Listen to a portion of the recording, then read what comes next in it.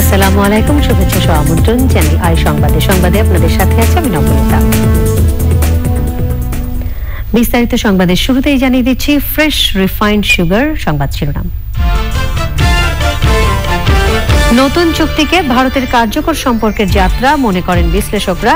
তিস্তা সহ পানির উপর নিয়ন্ত্রণে ভিন্ন কৌশলের পরামর্শ। মডার্নার ভ্যাকসিনে অনুমোদন দিতে যাচ্ছে যুক্তরাষ্ট্র। আগামী বছরের শুরুতেই ভারত ও চীনে টিকা দেয়া শুরুর পরিকল্পনা। তরুণদের হাত ধরে প্রকৃতির প্রতি নির্মমতা বন্ধের আশা বিশেষজ্ঞদের।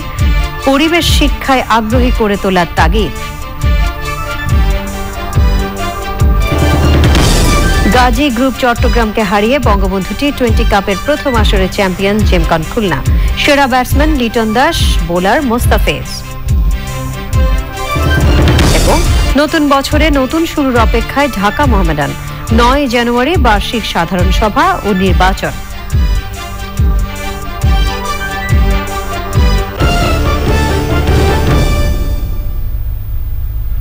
এছাড়াও সোশ্যাল ইসলামী ব্যাংক লিমিটেড বিশেষ সংবাদে থাকছে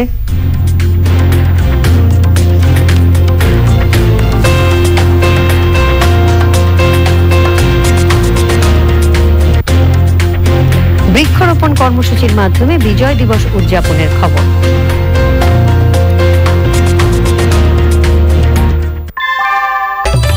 ঘরের চালের স্থায়ী সমাধান আনোয়ার সিমেন্ট শীট, সব সিজনেই ফিট। শুনছিলেন শিরোনাম, এবারে পুরো সংবাদ। ঢাকা নয়াদিল্লির কার্যকর নতুন সম্পর্কের সূচনা হয়েছে বলে মনে করছেন কূটনীতি বিশ্লেষকরা।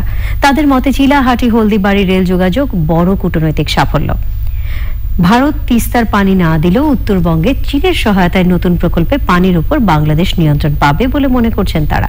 বলেছেন নিজেদের স্বার্থেই সীমান্ত হত্যা চালিয়ে যাচ্ছে ভারত। সামিয়া রহমান প্রেমা জানাচ্ছেন। জাতির পিতা বঙ্গবন্ধু শেখ মুজিবুর রহমানের জন্মশতবর্ষ, স্বাধীনতার সুবর্ণ জয়ন্তী এবং বাংলাদেশ ভারতের কূটনৈতিক সম্পর্কের 50 বছর সামনে রেখে দুই প্রধানমন্ত্রীর ভার্চুয়াল বৈঠক। এতে 55 বছর পর চালু হয়েছে দুই দেশের রেল যোগাযোগ। 7টি সমঝোতা চুক্তি সই হলেও তিস্তা চুক্তি ও সীমান্ত হত্যা বন্ধে বরাবরের মতোই প্রতিশ্রুতিতেই সীমাবদ্ধ ছিল ভারত।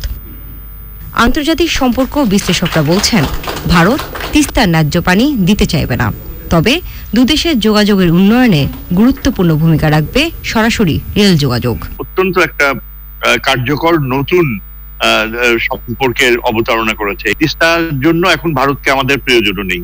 প্রধানমন্ত্রী খুব শিগগিরই চীনের সাথে যে চুক্তি সই করতে যাচ্ছে, বিশাল তিস্তা পরিকল্পনা, সেখানে শুধু তিস্তার পানি না, পুরো উত্তরবঙ্গের উন্নয়ন কাঠামো ব্যাপক পরিবর্তন ঘটতে পারে। এখন চীনেরটা অ্যাকচুয়ালি কি দাঁড়াবে সেটা এখন বোঝা মুশকিল, কারণ at the end of the day আমাদের তো ভারতের মাধ্যমেই পানিটা পেতে হবে। বন্ধু প্রতিম দুটি দেশের মধ্যে এই ধরনের যোগাযোগটা খুব নর্মাল একটা জিনিস, যেটা এত বছর ধরে আমাদের দেশে ছিল না সেই সংযোগটা।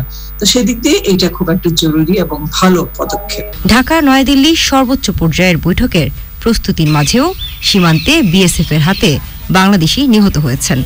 বিশ্লেষকদের মতে ভারতের অভ্যন্তরীণ রাজনীতি সীমান্ত হত্যার কারণ। তারা আমাদের আশ্বস্ত করবে, কিন্তু যখন আশ্বস্ত করবে তারপর দিনই হয়তো একটা বিএসএফ গুলি করে মেরে ফেলবে। তারা যে গুলি করছে এটা তাদের বৃহত্তর রণকৌশলগত ধারণার অংশ। বিজিবিকে শক্তিশালী করে সীমান্তে নিরাপত্তা নিশ্চিত করার আহ্বান জানিয়েছেন তারা। বলেছেন কৌশলগত ও ভূ রাজনৈতিক স্বার্থে ভারতের উপর নির্ভরশীলতা কমিয়ে আনা দেশের জন্য ভালো হবে।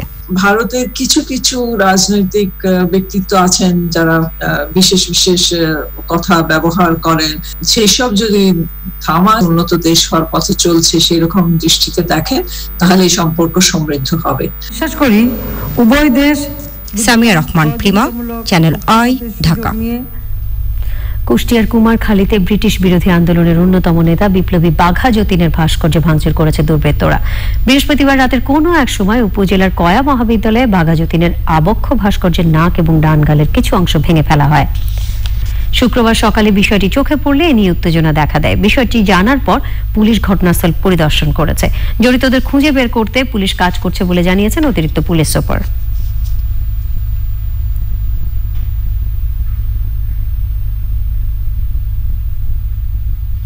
করোনা ভাইরাস মহামারীর কারণে দেশের শিক্ষা প্রতিষ্ঠানে চলমান ছুটি আগামী বছর 16 জানুয়ারি পর্যন্ত বাড়ানো হয়েছে, তবে কওমি মাদ্রাসা এই ছুটির অন্তর্ভুক্ত নয়। শুক্রবার বিজ্ঞপ্তিতে শিক্ষা মন্ত্রণালয় জানিয়েছে 31 ডিসেম্বর ভার্চুয়াল পরিসরে বই বিতরণ কর্মসূচি উদ্বোধন করবেন প্রধানমন্ত্রী শেখ হাসিনা।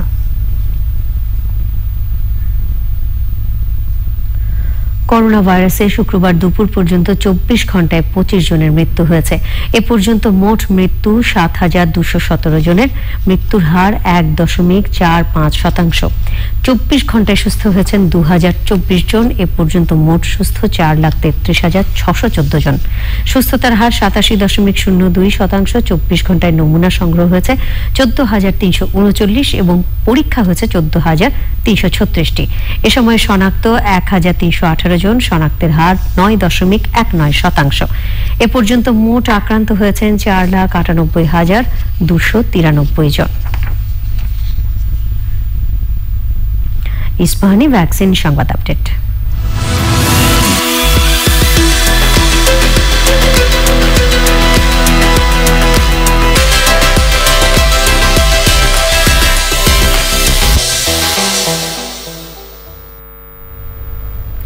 যুক্তরাষ্ট্রে মডার্নার তৈরি করোনা ভাইরাসের টিকা অনুমোদন পাওয়া এখন সময়ের অপেক্ষা মাত্র। বৃহস্পতিবার দেশটির বিশেষজ্ঞ প্যানেল টিকাটিকে নিরাপদ উল্লেখ করে অনুমোদন দেওয়ার পক্ষে মত দিয়েছে। ভারতে করোনা ভাইরাসের টিকা কর্মসূচি এই জানুয়ারিতেই শুরু হতে পারে বলে জানিয়েছে দেশটির কেন্দ্রীয় স্বাস্থ্য বিভাগ। কয়েক সপ্তাহের মধ্যে দেশটিতে কয়েকটি টিকা জরুরি ব্যবহারের জন্য অনুমোদন পেতে যাচ্ছে। আলভি হুসাইন জানাচ্ছেন। যুক্তরাষ্ট্রে মডার্নার টিকা অনুমোদন নিয়ে বিশেষজ্ঞ প্যানেলের বৈঠকে থাকা 20 জন সদস্যই টিকাটি জরুরি ভিত্তিতে ব্যবহারে অনুমোদনের পক্ষে ভোট দিয়েছেন। তাদের এই সুপারিশের পর দেশটিতে মডার্নার টিকা অনুমোদনে আর বাধা রইল না। বিশেষজ্ঞ প্যানেলের মতে মডার্নার তৈরি করোনা টিকা 18 বছরের বেশি বয়সীরা ব্যবহার করলে ঝুঁকির চেয়ে উপকারী বেশি। এই একই প্যানেল গত সপ্তাহে ফাইজারের তৈরি করোনা টিকা ব্যবহারে অনুমোদনের সুপারিশ করেছিল। যুক্তরাষ্ট্র এরই মধ্যে মডার্নার 20 কোটি ডোজ কিনতে রাজি হয়েছে। সাধারণ ফ্রিজে পরিবহন এবং সংরক্ষণ করার মতো এই টিকা পেতে যুক্তরাষ্ট্রের পাশাপাশি কানাডা, যুক্তরাজ্য, ইউরোপীয় ইউনিয়ন, জাপান, সাউথ কোরিয়া এবং সুইজারল্যান্ডও মডার্নার সঙ্গে চুক্তি সই করেছে। জানুয়ারি থেকে আগস্টের মাঝে প্রায় 30 কোটি ভারতীয়কে টিকা দেওয়ার লক্ষ্যমাত্রা নির্ধারণ করা হয়েছে। শুরুতে 1 কোটি স্বাস্থ্যকর্মীকে এসব টিকা দেওয়া হবে। এরপর দেওয়া হবে পুলিশ সদস্য, সেনা সদস্য, পৌরসভা এবং ফ্রন্টলাইন কর্মীদের। এরপর দেওয়া হবে 50 ব্যক্তিদের যাদের স্বাস্থ্যজনিত জটিলতা ও কোরমরবিডিটিস রয়েছে। দেশটিতে 2টি কোম্পানি টিকা অনুমোদনের জন্য আবেদন করেছে। আরও 6টি টিকা ক্লিনিক্যাল ট্রায়ালের বিভিন্ন পর্যায়ে রয়েছে। আগামী বছরের লুনার বর্ষবরণের ছুটির আগে 5 কোটি মানুষকে টিকা দেওয়ার পরিকল্পনা করছে চীন। আর তার আগেই তারা নিজেদের উৎপাদিত সিনোভ্যাকের 10 কোটি টিকা সারা দেশে পৌঁছে দেওয়ার পরিকল্পনা নিয়েছে। Alvi Hossain, channel I. এবারে অন্যান্য সংবাদ। তরুণদের হাত ধরে প্রকৃতির প্রতি নির্মমতা দূর হবে বলে আশা প্রকাশ করেছেন পরিবেশবিদরা। নটরডেম কলেজের নেচার স্টাডি ক্লাবের আয়োজনে জাতীয় পরিবেশ সম্মেলনে করোনা পরিস্থিতি প্রমাণ করেছে মানব সভ্যতা টিকে থাকা নির্ভর করছে প্রকৃতির ওপর। আরো জানাচ্ছেন শমিক আহমেদ। করোনা পরিস্থিতির কারণে ভার্চুয়াল পরিসরে হচ্ছে নটরডেম কলেজের নেচার স্টাডি ক্লাবের 2 দিনের 11তম জাতীয় পরিবেশ সম্মেলন। দেশ বিদেশের বিশেষজ্ঞ এবং শিক্ষার্থীরা অংশ নেন উদ্বোধনী আলোচনায়। করোনা মহামারীর কারণ ও ভবিষ্যৎ করণীয় নিয়ে কথা বলেন অতিথিরা। COVID is nothing that has come uninvited. We invited COVID. And now it's in us. How we deal with our guests. I'm studying the person, those who have affected, they are started spreading this virus. At least 10 days after the identification, altogether 12 days they spread these things. So tell this message to the people. If the wildlife and human interface lost, so a lot of diseases will come over us. So we should be cautious about it. Everything must be preserved and conserved, and you are the pioneers, you are the warriors who can spread knowledge. And the one point issue is that is awareness. ঘরে আবদ্ধ থাকা তরুণদের প্রকৃতির কাছে ফিরিয়ে আনার আহ্বান জানান বক্তারা। Our next generation is indoor generation and believe on artificial. So it is our duty to bring them back to nature. So prepare a society full of love and peace. It is the only solution. If we can just inspire them when they are young mind, and I know they can be a big source of inspiring other people, especially when they are in the professional life. This year's summit reminds us that in order to address the challenges facing the environment, we must encourage scientific discovery, technological advancement, and environmental stewardship through education. করোনার মতো ভবিষ্যৎ দুর্যোগ মোকাবেলায় পরিবেশকে কেন্দ্র করে উন্নয়নের আহ্বান জানান আয়োজনের প্রধান অতিথি প্রকৃতি ও জীবন ফাউন্ডেশনের chairman পরিবেশবিদ Mukit Majumdar Babu. We should need youth's involvement more for the green activities.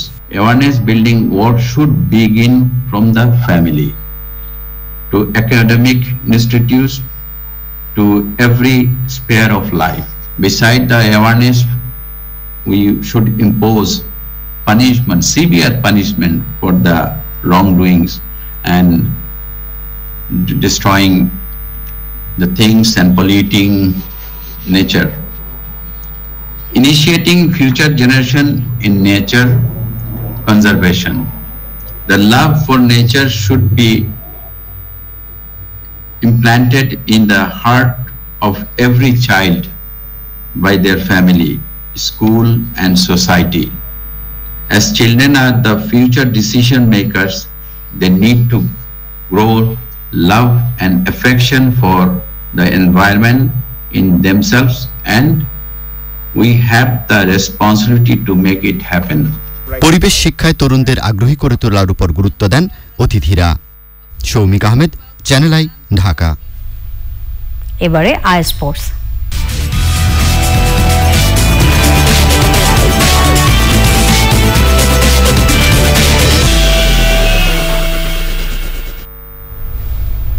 এ পর্যায়ে খেলাধুলা সব আপডেট নিয়ে আই স্পোর্টসে আছেন আরিফ চৌধুরী, যাচ্ছি তার কাছে। আরিফ। নবনীতা, ধন্যবাদ। নিশ্চয়ই এতক্ষণে জেনে গেছেন যে বঙ্গবন্ধু টি-20 কাপে চ্যাম্পিয়ন হয়েছে জেমকন খুলনা। সেই খবরের বিস্তারিত জানিয়ে শুরু করব আজকে আই স্পোর্টস। সবাইকে স্বাগত। বঙ্গবন্ধু টি-20 কাপের প্রথম আসরের শিরোপা জিতল জেমকন খুলনা। অধিনায়ক হিসেবে প্রথম কোনো ট্রফি জিতলেন মাহমুদুল্লাহ রিয়াদও। ফাইনালে মোহাম্মদ মিঠুনের গাজী গ্রুপ চট্টগ্রামকে 5 রানে হারিয়ে চ্যাম্পিয়ন হয় খুলনা। রিপোর্ট করেছেন তামান্না তানজিনা। শেষ হলো ফ্র্যাঞ্চাইজি ভিত্তিক ঘরোয়া টুর্নামেন্ট বঙ্গবন্ধু টি-20 কাপ। তবে শেষটা এসে হার মানতে হলো চট্টগ্রামকে। তারুণ্যের বিপরীতে অভিজ্ঞতার জয়। ফাইনাল ম্যাচে গাজী গ্রুপ চট্টগ্রামকে হারিয়ে চ্যাম্পিয়ন মাহমুদুল্লাহ রিয়াদের জেমকন খুলনা। টস জিতে বরাবরের মতো ফিল্ডিং এর সিদ্ধান্ত চট্টগ্রাম ক্যাপ্টেন মোহাম্মদ মিঠুনের। ম্যাচের প্রথম বলেই জহুরুল ইসলাম অমিকে ফিরিয়ে দিয়ে নিরাশ করেননি নাহিদুল। এরপর স্কোরবোর্ডে 50 ওঠার আগেই 3 উইকেটের পতন খুলনার। সুযোগ পেলে বাউন্ডারি হাঁকাচ্ছিলেন ব্যাটসম্যানরা, তবে তাতে টি-20 মেজাজ ছিল না। খুলনা ইনিংসের হাইলাইটস ছিল শুধু রিয়াদের ব্যাটিং। 8 বাউন্ডারি ও 2 ছক্কায় 48 বলে 70 রান খুলনা ক্যাপ্টেনের। সব মিলিয়ে জেমকন খুলনার টিম টোটাল 7 উইকেট হারিয়ে 155 রান। খুলনাকে হয়তো 150-র মধ্যেই আটকে দেয়া লক্ষ্য ছিল, কিন্তু পুরো টুর্নামেন্টের সাফল্যের ধারাবাহিকতা ফাইনালে ধরে রাখতে ব্যর্থ চট্টগ্রাম। শুরু থেকেই একই রান রেট নিয়ে ব্যাট করছিল তারা। কখনো লিটন, কখনো শুভ, কখনো বা মোসাদ্দেক সৈকতকে সাথে নিয়ে দলকে এগিয়ে নিচ্ছিলেন 2 ডাউনে নামা সৈকত আলী। 50ও পেয়ে যান সৈকত।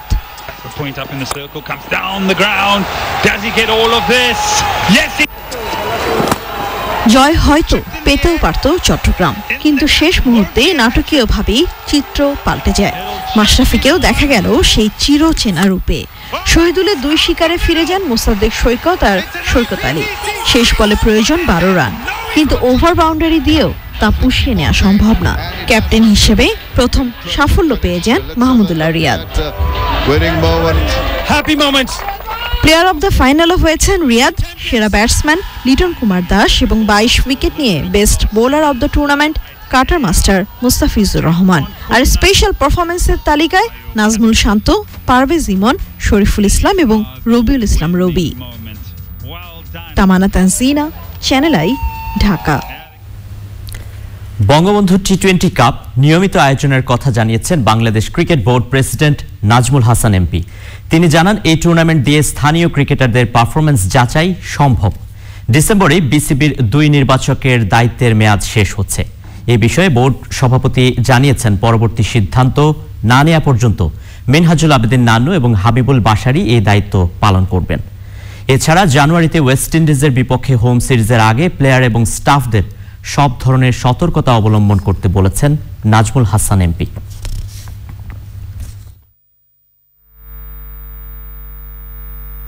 ওয়েস্ট ইন্ডিজ সিরিজটা যেহেতু আমাদের এখানে হবে, সবকিছু ওটাকে মাথায় রেখেই করতে হবে। এমন কোনো কিছু করা যাবে না যেখানে নাকি আমাদের কোনো একটা খেলোয়াড় এমন ইনফেক্টেড হলো আমাদের এখানে খেলা টুর্নামেন্টের মাধ্যমে বা খেলার মাধ্যমে, অথবা এমন কিছু হলো যেটা নাকি বাইরের জন্য একটা নেগেটিভ ইমপ্রেশন দিবে। সো আমাদেরকে খুব সতর্কভাবে, যাই করে সতর্কভাবে করতে হবে। 10 বছর পর 2021-এর 9 জানুয়ারি দেশের অন্যতম জনপ্রিয় ক্লাব ঢাকা মোহামেডান লিমিটেডের এজিএম ও নির্বাচন অনুষ্ঠিত হবে। হাইকোর্ট মনোনীত অন্তর্বর্তী কমিটি 1 বছরের প্রচেষ্টায় নির্বাচনের ক্ষেত্র তৈরি করেছে। এজিএম উপস্থাপনের জন্য বিগত বছরের অডিট রিপোর্টও প্রস্তুত করেছে ক্লাব কর্তৃপক্ষ। ঢাকা মোহামেডান ঘুরে দাঁড়ানো নিয়ে সাইদুর রহমান শামীমের 2 পর্বের ধারাবাহিক রিপোর্টের প্রথম পর্ব আজ। সাংগঠনিক দুর্বলতা, কর্মকর্তাদের অনৈক্য, মাঠের খেলায় সাফল্য হারানো এবং সবশেষে ক্যাসিনো কাণ্ডে বিপর্যস্ত ও স্থবির সাদাকালো শিবির মুক্তির আলো দেখছে। দেশের অন্যতম শীর্ষ ক্লাবটি গত 7 বছর ধরে চলছে মেয়াদোত্তীর্ণ কমিটি দিয়ে। অবশেষে বিক্ষুব্ধ পক্ষের দাবিতে আদালতের নির্দেশে 2019 সালে অন্তর্বর্তী পরিচালনা পর্ষদ গঠন করা হয়। তাদের তৎপরতাই নির্বাচনের আয়োজন। স্বতন্ত্র একজন চেয়ারম্যান আদালত নিযুক্ত করলেন এবং আমি বারের প্রেসিডেন্ট হিসেবে আমাকে ওনারা নিযুক্ত করলেন এবং আমরা জানুয়ারির প্রথম সপ্তাহে আমরা 9 তারিখে ঠিক করে রাখছি যে আমরা এজিএম করব এবং এজিএমে নির্বাচিত কমিটির হাতে দায়িত্ব দিয়ে আমি চলে আসবো। নির্বাচন কমিশনার আমাদের একটা আইনজীবী বন্ধু জনাব কাউসার, ওনাকে আমরা প্রধান নির্বাচন কমিশনার করে আমরা অন্যদেরকে নিয়ে আমরা একটা কমিশন করছি। 2019-এ প্রয়াত বাদল রায়ের উদ্যোগে সাবেক খেলোয়াড়, কর্মকর্তা এবং বিশিষ্ট জনদের ঐক্যবদ্ধ প্রচেষ্টায় মোহামেডান পুনর্গঠন কার্যক্রম শুরু হয়। ক্লাবের মোড় ফেরানোর ক্ষণে তাই বাদল রায়ের প্রতি শ্রদ্ধা। উনি এটা মনে প্রাণে কামনা করতেন যে মোহামেডানকে আগের জায়গায় ফিরিয়ে নিতে হবে। মোহামেডান যেহেতু সমর্থন পুষ্ট একটা দল, তাদেরকে ওইভাবে খেলতে হবে, এইভাবে দল গঠন করতে হবে, ওইভাবে পরিচালনা করতে হবে যেন সমর্থকরা আবারও সেই দিকে মুখ তুলে তাকান। ক্যাসিনো কাণ্ডের পরে মোহামেডানের হাল ধরার মতন কেউ ছিল না। সেই সময় আমাদের প্রয়াত বাদলদা মোহামেডানের বিষয়ে ওনার একটা এক্সেপশনাল কন্ট্রিবিউশন ছিল। বর্তমানে 213 স্থায়ী সদস্য তো আছেনই, পাশাপাশি পরিচালক হতে ইচ্ছুক আরও 147 জনের ভাগ্য নির্ধারণ হবে 9 জানুয়ারির এজিএমে। প্রতিষ্ঠিত ক্রীড়াপ্রেমী এবং গ্রহণযোগ্য বিত্তশালী ব্যক্তিদের নিয়ে পরিচালনা পর্ষদ গঠনের আশা করছেন ক্লাব প্রেমীরা। আমাদের এই ক্লাবের যে ভবিষ্যতের যে একটা পরিচালনা বোর্ড হবে, সেটা একটা সত্যিকার একটা সুন্দর পরিচালনা বোর্ড হবে। অবশ্যই তাদেরকে মোহামেডান মাইন্ডেড থাকতে হবে এবং আর্থিকভাবেও তারা সচ্ছল থাকবে। তো আমাদের আশা করি যে এই ভবিষ্যতে মোহামেডান ক্লাব ইনশাল্লাহ সেই আগের জায়গায় সে ফিরে যাবে। অনেকেই বলছেন সাবেক সভাপতি ওবায়দুল করিমের সভাপতি পদে ফেরার সম্ভাবনা প্রবল। বিতর্কিতদের বাদ দিয়ে সাবেক ও সমাজের ক্লাব অন্তঃপ্রাণ বিশিষ্টজনদের নিয়ে 16 সদস্যের পরিচালক মণ্ডলী গঠনের জোর চেষ্টা চলছে।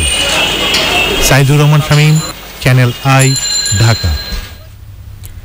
ভারত অস্ট্রেলিয়ার গোলাপি বলে দিনরাত্রি টেস্ট ম্যাচের দ্বিতীয় দিনে বোলাররাই দাপট দেখিয়েছেন। এদিন 2 দল মিলিয়ে পতন ঘটেছে 15 উইকেটের। ভারতের প্রথম ইনিংসে 244 রানের জবাবে অস্ট্রেলিয়া অল আউট হয়েছে 191 রানে। দ্বিতীয় ইনিংসে ভারত 1 উইকেটে 9 রান করে পার করেছে দ্বিতীয় দিন। এডিলেইডে 6 উইকেটে 233 রান নিয়ে দিন শুরু করা ভারতীয়রা মাত্র 11 রান যোগ করতেই অল আউট হয়েছে। অস্ট্রেলিয়ার পক্ষে স্টার্ক 4 এবং কামিন্স নেন 3 উইকেট। ভারতীয় পেসার বুমরা 29 রানের মধ্যে 2 ওপেনারকে ফেরত পাঠিয়ে অস্ট্রেলিয়াকে চাপে ফেলেন। অজিদের 191 রানের মধ্যে লাবুশেন 47 এবং অধিনায়ক টিম পেইন করেন 73 রান। ভারতের অশ্বিন 4, উমেশ যাদব 3 এবং বুমরা নেন 2 উইকেট। জবাবে দিনের শেষ 6 ওভার ব্যাট করা সফরকারীরা হারিয়েছে পৃথ্বী শর উইকেট। 9 উইকেট হাতে রেখে ভারত এগিয়ে 62 রানে।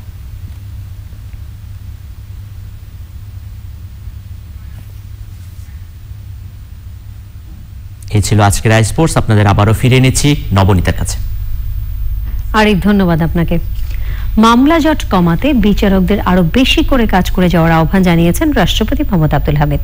রায়ের পর তার কপি পেতে বিচার প্রার্থীদের যেন দাঁড়ে দাঁড়ে ঘুরতে না হয় সেটি নিশ্চিত করারও আহ্বান জানিয়েছেন তিনি। সড়ক ভবন মিলনায়তনে বাংলাদেশ সুপ্রিম কোর্ট ডে 2020 উপলক্ষে আয়োজিত অনুষ্ঠানে তিনি প্রধান অতিথি হিসেবে ভার্চুয়াল বক্তব্য রাখেন। অনুষ্ঠানে উপস্থিত থেকে আলোচনায় অংশ নেন প্রধান বিচারপতি সৈয়দ মাহমুদ হোসেন, আপিল বিভাগের বিচারপতি মির্জা হোসাইন হায়দার, আইনমন্ত্রী advocate Anisul Haque, attorney general AM Amin Uddin সহ অন্যরা। অনুষ্ঠানে বাংলাদেশ সুপ্রিম কোর্ট স্মারক গ্রন্থের ডিজিটাল সংস্করণ উন্মোচন এবং তথ্যচিত্র প্রদর্শন করা হয়।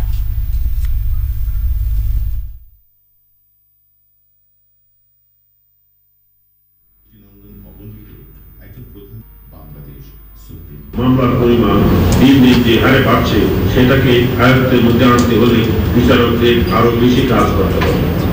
সরকার বিচার বিভাগের স্বাধীনতায় দৃঢ়ভাবে বিশ্বাস করে এবং বিচারকদের পেশাগত সুযোগ সুবিধা নিশ্চিত করতে বদ্ধপরিকর।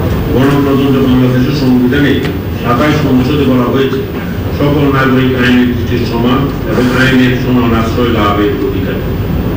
তাই মনে রাখতে হবে একজন বিচার প্রার্থী ন্যায় বিচার পাওয়া তার অধিকার, আর নাগরিকের সেই অধিকার নিশ্চিত করা আমাদের দায়িত্ব ও কর্তব্য। সংবাদের এই পর্যায়ে নিয়ে নিচ্ছে অশোক লীলা নিফা দটস বিরতির পর অন্যান্য আওয়ামী লীগের সাধারণ সম্পাদক ওবায়দুল কাদের বলেছেন, স্বাধীনতার সুবর্ণ জয়ন্তীর আগেই বেশিরভাগ আর্থসামাজিক সূচকে পাকিস্তানকে পেছনে ফেলে এগিয়ে চলছে বাংলাদেশ। রাজধানী সেতু ভবনে বিজয় দিবসের আলোচনা সভা এবং বঙ্গবন্ধু মুক্তিযুদ্ধ বাংলাদেশ কর্নারের উদ্বোধন পর্বে তিনি বলেন, যারা মন থেকে এদেশকে মেনে নিতে পারেননি তারাই স্বাধীনতার বিপক্ষের শক্তিকে পৃষ্ঠপোষকতা দিচ্ছে।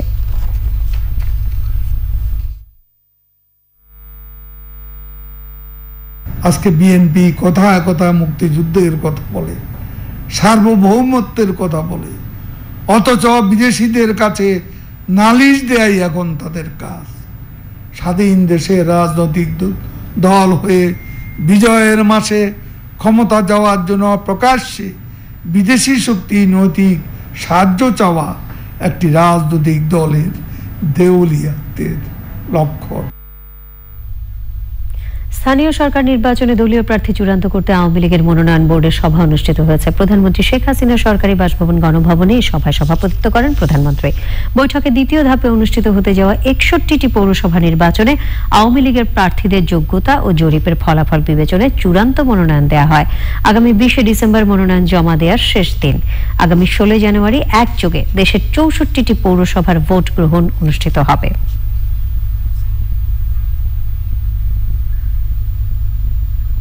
বন শিল্প উন্নয়ন সংস্থা ও রেশম বোর্ডের সাবেক চেয়ারম্যান হাবিবুর রহমান খান মারা গেছেন। ইন্না লিল্লাহি ওয়া ইন্না ইলাইহি রাজিউন। আজ সকাল 8টায় রাজধানীর একটি হাসপাতালে শেষ নিঃশ্বাস ত্যাগ করেন তিনি। তার বয়স ছিল 78 বছর। বাদ আসর বাসাবো মাঠে নামাজে জানাজা শেষে বনানী কবরস্থানে হাবিবুর রহমান খানকে দাফন করা হয়। তিনি ইমপ্রেস গ্রুপের চেয়ারম্যান আব্দুর রশিদ মজুমদার এবং ভাইস চেয়ারম্যান মুকিত মজুমদার বাবুর বোনের স্বামী।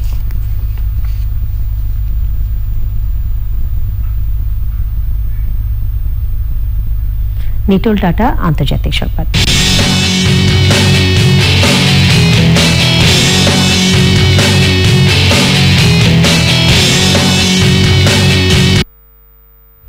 করোনা মহামারীতে ঝুঁকি না নিয়ে বড়দিনের উৎসব জুড়ে সবাইকে বাড়িতে থাকার পরামর্শ দিয়েছে বিশ্ব স্বাস্থ্য সংস্থা। বিশ্বের সব জায়গায় সবার জন্য কোভিড ভ্যাকসিন নিশ্চিত করার আহ্বান জানিয়েছেন জাতিসংঘের মহাসচিব অ্যান্টনিও গুতেরেস। জাতিসংঘের আন্তর্জাতিক পর্যটন সংস্থা জানিয়েছে, মহামারীতে 1990 সালের পর বিশ্ব পর্যটন খাতে সবচেয়ে বড় ধস হয়েছে। চলতি বছরে বিশ্বব্যাপী পর্যটক কমেছে 72%। সাউথ আফ্রিকার শিক্ষামন্ত্রী জানিয়েছেন, করোনা মহামারীতে দেশটিতে কমপক্ষে 1500 শিক্ষকের মৃত্যু হয়েছে। যুক্তরাষ্ট্রে বিশেষজ্ঞদের সুপারিশের পর আজ FDA এর বৈঠকে মডার্নার তৈরি ভ্যাকসিন অনুমোদন পেলে আগামী সপ্তাহ থেকে এর প্রয়োগ শুরু হবে। অস্ট্রেলিয়ার সিডনিতে ক্লাস্টার সংক্রমণ বাড়ায় সমুদ্র সৈকতে ভ্রমণ বন্ধ করে দেওয়া হয়েছে।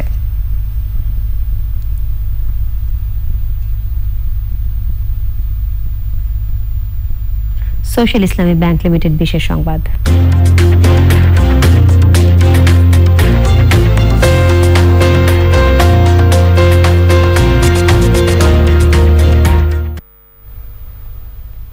বৃক্ষরোপণ করে বিজয় দিবস উদযাপন করল পরিবেশবাদী সংগঠন youth environment and social development ESDS. Hatirjheel সংলগ্ন গুলশান লেক পাড়ে ক্লিন বাংলাদেশ গ্রিন বাংলাদেশ কর্মসূচির উদ্বোধন করেন সংসদ সদস্য নাহিম রাজ্জাক। দেশের প্রকৃতি পরিবেশ রক্ষায় উন্মুক্ত স্থান পরিষ্কার এবং বৃক্ষরোপণের এই কার্যক্রম সারা দেশে করা হবে বলে জানান আয়োজকরা।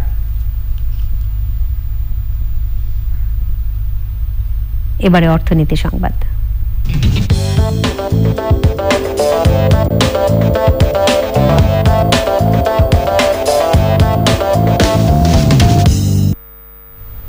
করোনা মহামারীর কারণে চলতি বছরের তৃতীয় প্রান্তিকেও লাতিন আমেরিকার দেশ আর্জেন্টিনার অর্থনীতিতে ধস দেখা দিয়েছে। 2019 সালের একই সময়ের তুলনায় মোট জিডিপি কমেছে 10.2%। আর্জেন্টিনার জাতীয় পরিসংখ্যান ইনস্টিটিউটের তথ্য মতে জুলাই থেকে সেপ্টেম্বরে দেশটিতে বেসরকারি ব্যয় 14.7% এবং সরকারি ব্যয় 6.5% কমেছে। এ সময়ে স্থানীয় বিনিয়োগ কমেছে 10.3%। এর মধ্যে সবচেয়ে বেশি ক্ষতিগ্রস্ত হয়েছে হোটেল ও রেস্টুরেন্ট ব্যবসা। এবারে চট্টগ্রাম সংবাদ।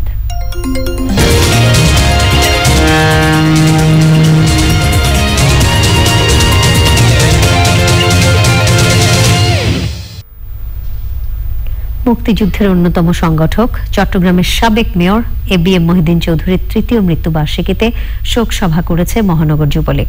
প্রেস ক্লাবের বঙ্গবন্ধু হলে শোক সভায় সভাপতিত্ব করেন মহানগর যুবলীগের যুগ্ম আহ্বায়ক দেলোয়ার হোসেন খোকা। এতে মহানগর যুবলীগের যুগ্ম আহ্বায়ক ফরিদ মাহমুদ, দিদারুল আলম দিদার, মাহবুবুল হক সুমন সহ যুবলীগের নেতাকর্মীরা বক্তৃতা করেন।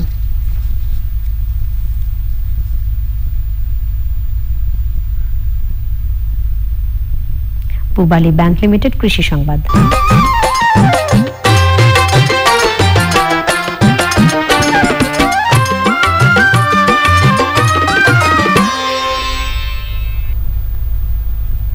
নীলফামারীর ডোমারে ভিত্তি বীজ আলু উৎপাদন খামারে প্রথমবারের মতো আধুনিক যন্ত্র দিয়ে রোপণ কাজ শুরু করেছেন কৃষকরা। উদ্যোক্তারা জানান আলু বীজ সংগ্রহেও আধুনিক যন্ত্র ব্যবহার হবে। নীলফামারী থেকে আনোয়ারুল আলম প্রধানের পাঠানো তথ্য ভিডিওতে রাজীব আহমেদ জানাচ্ছেন। ভিত্তিবীজ আলু উৎপাদন খামারে এবারই প্রথম আধুনিক যন্ত্রের ব্যবহার। আগে তো আলু হাত দিয়ে লাগাইছিলাম, মানে বেশি লোক লাগছিল, আর এখন ওই মেশিন দিয়ে লাগাচ্ছি, লোক একটু কমই লাগতেছে, সময় অনেক খরচ কম, এখানে ভালো হচ্ছে। প্রচলিত ট্রাক্টর ও পাওয়ার টিলারের পেছনে একটি যন্ত্র যুক্ত করে 3 থেকে 5 জন শ্রমিক একই সঙ্গে আলুর বীজ রোপণ ও বেড তৈরি করছেন। আলু লাগা এবং আল বান্ধা আগে যে পরিমাণে লেবার লাগতো তাতে বেশি লেবার লাগতো, এখন ট্র্যাক্টর এবং টলি দিয়ে অনেক সময় কম লাগে এবং লোকও কম খরচ হয়। পাওয়ার টিলার এবং ট্র্যাক্টরে আমরা আলু লাগাইতেছি, ওতে লেবার খরচ কম লাগতেছে, এতে একসঙ্গে আল বান্ধার মতন আলু বান্ধি দিতেছে। বিএডিসি বলছে যন্ত্রের সাহায্যে আলু রোপণের হেক্টর প্রতি খরচ বাঁচবে 18 থেকে 20,000 টাকা এবং প্রাকৃতিক দুর্যোগের ঝুঁকি থেকেও মুক্তি মিলবে। এই পদ্ধতির যে ব্যবহার করলে কৃষিতে শ্রমিক সংকটটা অনেকটাই দূরীভূত হবে, সময় মতো আমরা আলুগুলি রোপণ করতে পারবো এবং পরবর্তীতে দ্রুততম সময়ে আলুগুলি আমরা হারভেস্ট করে কোল্ড স্টোরেজে সংরক্ষণের জন্য নিতে পারবো। রোপণের ক্ষেত্রে আমরা যেমন ম্যানুয়ালি যখন লাগাই তখন দেখা যায় যে আলুটা একবার বসাতে হয়, আবার লাঙ্গল টানতে হয়, আবার ঢেকে দিতে হয়, তো সেক্ষেত্রে যান্ত্রিক পদ্ধতিতে একইবারে সবগুলো কাজ একই সঙ্গে হচ্ছে। Rajib Ahmed, channel I. এখন দেখবেন প্রকৃতি সংবাদ।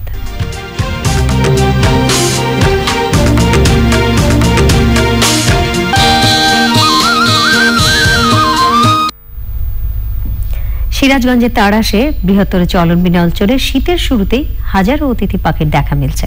প্রকৃতি ও পরিবেশ অনুকূল হওয়ায় প্রতিদিনই বাড়ছে পাখির সংখ্যা। পাখি দেখতে ভিড় করছেন পর্যটকরা। আবাসস্থল নিরাপদ রাখতে সবার সহযোগিতা চেয়েছে স্থানীয় প্রাণী সম্পদ বিভাগ। আরো জানাচ্ছেন ফেরদৌস রবিন। পাখি শিকার চক্রের অত্যাচারে সিরাজগঞ্জের তাড়াশ উপজেলার অংশে মুখ ফিরিয়ে নিয়েছিল অতিথি পাখিরা। তবে এবার শীত থেকে আবার আসতে শুরু করেছে অতিথিরা। করতোয়া নদীর শাখা খালের জলে দল বেঁধে ঘুরে বেড়াচ্ছে দেশি বিদেশি বিভিন্ন প্রজাতির বালিহাঁস, পানকৌড়ি, বগ ও মাছরাঙা সহ রঙিন সব পাখি। অপরূপ এই সৌন্দর্য উপভোগে ছুটে আসছেন পাখি প্রেমীরা। ফজরের যখন আজান হয় মসজিদের দিকে যাচ্ছি, পাখিরা আসতেছে, আবার সন্ধ্যার পরে মাগরিবের নামাজ পড়ে আসি, এখানে দাঁড়ায় দেখা যায় একটা পাখিও নাই, সব পাখি চলে গেছে খাওয়ার জন্য। পাখি মাঠ দেখতেছেন না, এর ছাড়া বেশি হবে, আর শীত বেশি বলে আরো বেশি। পাখিগুলো কেউ মারে না, এই পাখিগুলো দেখতেও খুব সুন্দর লাগে। চলনবিল অঞ্চলে পাখির অভয়াশ্রম করার কথা জানিয়েছে জেলা প্রাণী সম্পদ বিভাগ। তারা উপজেলা প্রাণী সম্পদ কর্মকর্তা এবং সংশ্লিষ্ট ইউনিয়নের কর্মীদের সতর্ক করেছি যে এগুলি নিরাপদে অভয়ে এখানে বসবাস করতে পারে, এবং এবছর যদি তারা নিরাপদ মনে করে দেখা যাবে আগামী বছরও আবার তারা আসবে। বৃহত্তর জলাশয় চলনবিলকে পাখির নিরাপদ আবাসস্থল করতে পাখি শিকার চক্রের বিরুদ্ধে কঠোর অবস্থান ও স্থানীয়দের সচেতন করার উপর জোর দিচ্ছেন প্রকৃতিবিদরা। সিরাজগঞ্জ থেকে Ferdous Robin, channel I. Exim bank বাণিজ্য সংবাদ।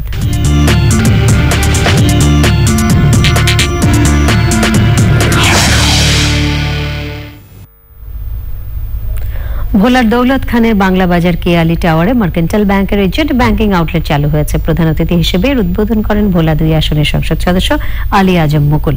সে সময় এজেন্ট ব্যাংকিং বিভাগের প্রধান দর্পণ কান্তি রায়, মার্কেন্টাইল ব্যাংক ভোলা শাখার ব্যবস্থাপক মাসুম ইকবাল সহ অন্যান্য কর্মকর্তা এবং অতিথিরা উপস্থিত ছিলেন।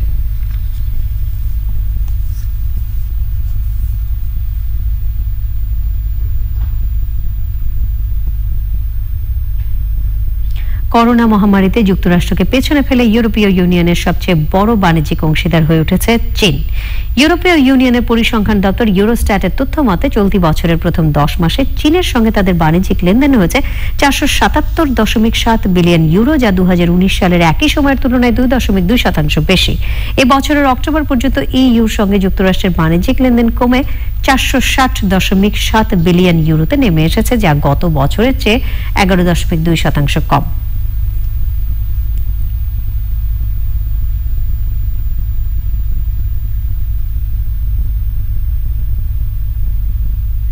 সংবাদে আবারও নিয়ে নিচ্ছে অশোক লীলা নিফা দটস বিরতি। আর বিরতির পর যখন ফিরছি চ্যানেল আই সংবাদে। শরীয়তপুর নড়িয়া পৌরসভা নির্বাচনকে ঘিরে ছুটছেন সম্ভাব্য প্রার্থীরা। স্থানীয়রা বলছেন দল মতের ঊর্ধ্বে থেকে যিনি পৌরসভার উন্নয়ন করবেন তাকেই বেছে নেবেন ভোটাররা। শরীয়তপুর প্রতিনিধি SM মুজিবুর রহমানের রিপোর্ট। 1998 সালে স্থাপিত হয় নড়িয়া পৌরসভা। গত 20 বছরে তেমন কোনো উন্নয়ন হয়নি। বর্তমানে পদ্মা সেতুকে ঘিরে নড়িয়া সহ গোটা শরীয়তপুরে উন্নয়নের হাওয়া লেগেছে। পৌরসভা নির্বাচনের তৃতীয় ধাপের তফসিল ঘোষণার পর জোর তৎপরতা শুরু হয়ে গিয়েছে নড়িয়া পৌর এলাকার মনোনয়ন প্রত্যাশীদের। আমাদের পৌরবাসীর যে কাঙ্ক্ষিত ফলাফল এবং যে নড়িয়াকে সুন্দর সাজানোর জন্য যা যা করা দরকার, আমি যদি পুনরায় মেয়র হিসেবে আসতে পারি, আমি বাকি কাজ পৌরবাসীর চাহিদা পূরণ করতে সক্ষম হব বলে আমি বিশ্বাস করি। যদি দলীয় মনোনয়ন পাই এবং যদি মেয়র নির্বাচিত হতে পারি, নড়িয়া পৌরসভাকে আমি মাদক মুক্ত, সন্ত্রাস মুক্ত এবং একটি আদর্শ পৌরসভা হিসাবে গড়ে তুলব। সম্ভাব্য বিএনপি প্রার্থীরা এখনো প্রকাশ্যে প্রচারে না নামলেও পরিবেশ বুঝে নির্বাচনে অংশগ্রহণের কথা ভাবছেন। জনগণ, যারা সাধারণ জনগণ রয়েছেন, নেতাকর্মী রয়েছেন, তারা আমাকে সমর্থন করে এবং নির্বাচনের পরিস্থিতি যদি ভালো হয়, সুশৃঙ্খল পরিবেশ দেখি, তাহলে নির্বাচন করব আমি আশা করি। সাধারণ ভোটারদের চাওয়া সৎ, যোগ্য, পৌরসভার উন্নয়নের কাজ করবেন এমন মেয়র। যে প্রার্থী নড়িয়া পৌরসভাকে আধুনিক এবং সামনের দিকে এগিয়ে নিয়ে যাবে, উন্নয়ন করবে, আমরা এমন প্রার্থীকেই ভোট দিতেছি এবং এমন প্রার্থীকেই আমরা প্রত্যাশা করি। এরকম ধরনের লোক চাই যে দেশের উন্নত করব, জান প্রাণ দেশে খাটবো, পরিশ্রম করব, তারই আমাকে দরকার। নড়িয়া পৌরসভার 9টি ওয়ার্ডে মোট voter 22,000। SM Mujibur Rahman, channel I, Shariatpur. Corona মহামারীতে বিশ্বের শ্রমবাজারের প্রতিকূল পরিস্থিতি কাটিয়ে ওঠা বড় চ্যালেঞ্জ বলে মন্তব্য করেছেন প্রবাসী কল্যাণ ও বৈদেশিক কর্মসংস্থান মন্ত্রী ইমরান আহমেদ। আন্তর্জাতিক অভিবাসী দিবস পালনে সংবাদ সম্মেলনে প্রবাসী শ্রমিকদের দক্ষতা উন্নয়নের তাগিদ দেন তিনি। এবারে বাংলাদেশে দিবসটির প্রতিপাদ্য মুজিব বর্ষের আহ্বান, দক্ষ হয়ে বিদেশ যান। মন্ত্রী বলেন, আন্তর্জাতিক শ্রমবাজারে দক্ষ কর্মী পাঠাতে প্রশিক্ষণ এবং আন্তর্জাতিকভাবে গ্রহণযোগ্য সনদ দেওয়ার প্রস্তুতি নিয়েছে সরকার। বাংলাদেশ জাতীয় সংসদের ডেপুটি স্পিকার ফজলে রাব্বি মিয়া এমপি বলেছেন, মূর্তি আর ভাস্কর্য এক নয়। সম্প্রতি একটি কুচক্রী মহল ধর্মের অপব্যাখ্যা দিয়ে জাতির পিতার ভাস্কর্য ভাঙচুরের মধ্য দিয়ে দেশের উন্নয়ন অগ্রযাত্রা ব্যাহত করার ষড়যন্ত্র করছে। রাজধানীর গুলশানের বিচারপতি শাহাবুদ্দিন পার্কের উন্মুক্ত মঞ্চে মুক্তিযুদ্ধের অন্যতম সংগঠক বীর মুক্তিযোদ্ধা আবুল হোসেনের ৪র্থ মৃত্যুবার্ষিকীতে আলোচনা সভায় প্রধান অতিথির বক্তৃতায় তিনি কথা বলেন। শফিউল আলমের সভাপতিত্বে আলোচনায় অংশ নেন জাতীয় পার্টির চেয়ারম্যান GM কাদের এমপি। খুলনার রূপসার সামন্ত সেনা পদ্মবিলে হয়ে গেল বর্ণাঢ্য নবান্ন উৎসব। নতুন প্রজন্মের কাছে কৃষি ভিত্তিক জীবন জীবিকার ঐতিহ্য তুলে ধরতেই স্থানীয় কৃষক পরিবার এই উৎসবের আয়োজন করে। খুলনার রূপসা থেকে নবান্নের আনন্দ তুলে ধরছেন দানিয়েল সুজিত বোস। খুলনার রূপসা উপজেলার সামন্ত সেনাস্ত পদ্মবিলে নবান্ন উৎসব উপলক্ষে আয়োজন ছিল নানা সামাজিক অনুষ্ঠানের। প্রকৃতির নতুন সাজ আর বর্ণিল আয়োজন যেন অতিথিদের ফিরিয়ে নিয়ে যায় নিজেদের শৈশব আর কৈশোরের কাছে। আয়োজন করতে পেরে উচ্ছ্বাস প্রকাশ করেন স্থানীয় কৃষিজীবী পরিবারগুলো। নবান্ন শব্দের অর্থই হচ্ছে নতুন ধানের অন্ন।